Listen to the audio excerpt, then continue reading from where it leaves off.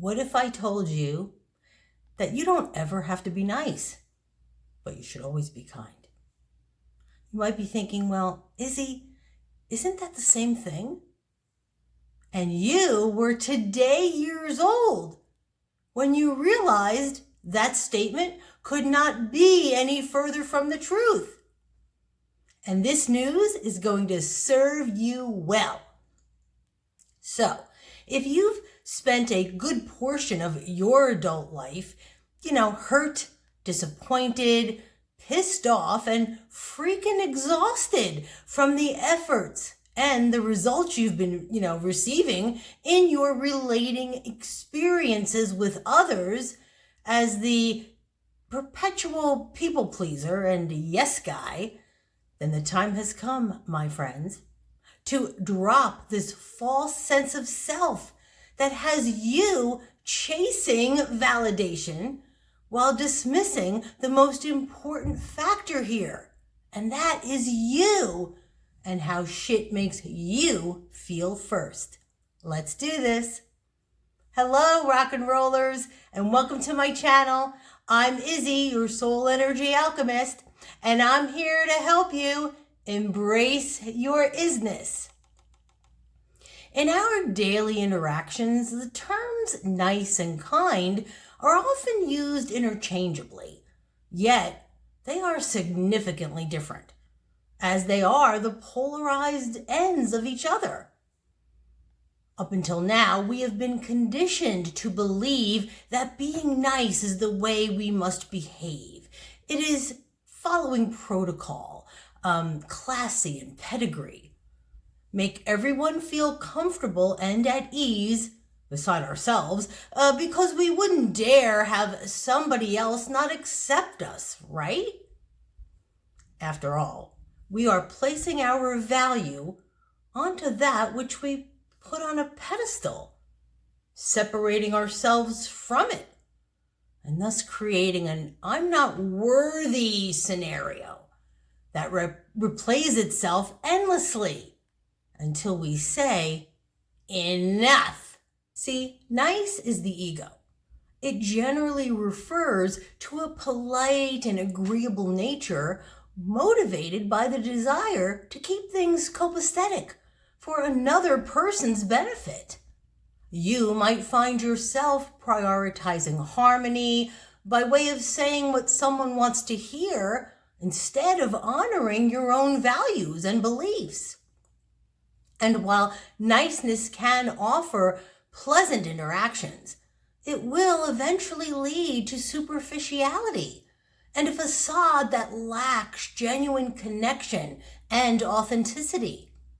It is the ultimate placater, and it is so much easier to take this way out because, we can then maintain our fear-based addictive energy and avoid the hard-ass look at ourselves, what we've been tolerating, and why.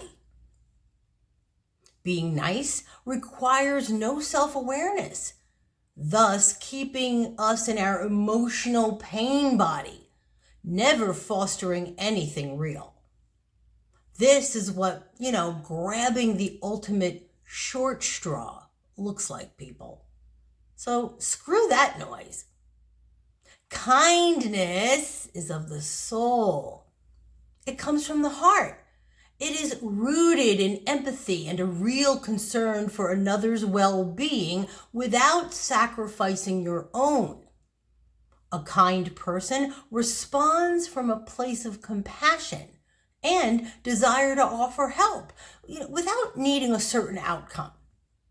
And it is in that energetic space of surrender and allowance that actually brings you the results you were looking for in the first place, without pouring from your empty cup into someone else's bottomless well. With kindness, you are leading with, I see you and I acknowledge you. And this is what I am able to add to what you are asking of me.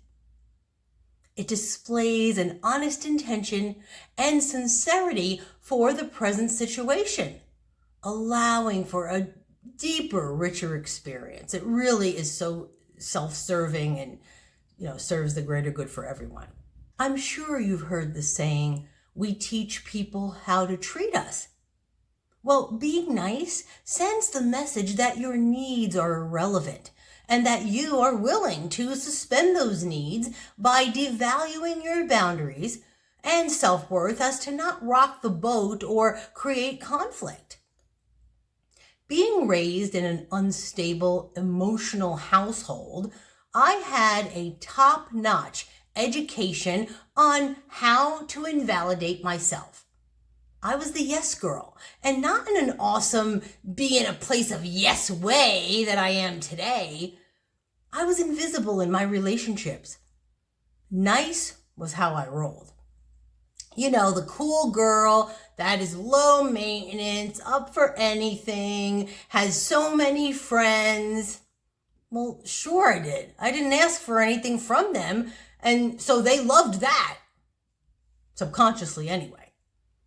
I never demanded what I deserved, so I settled for the breadcrumbs that left me heartbroken, abandoned, and insecure. It took me decades, but once I stood firmly in my unwillingness to be nice and began to fully embrace being kind, I quickly shifted into my power and transformed the dynamic of every relationship I already had or encountered since. My tribe consists of the most beautiful, amazing souls that which are mirrored from, in me. So I'd like you guys to look at the people closest to you and ask yourself if you like what you see. And at the end of the day, you set the parameters of the interaction, regardless of if the other person likes it or not. Now, I understand that saying no is not something we are familiar with. We are taught to always be available physically and emotionally to the needs and demands of everyone else, so much so that we are operating on autopilot. We aren't even making conscious choices anymore.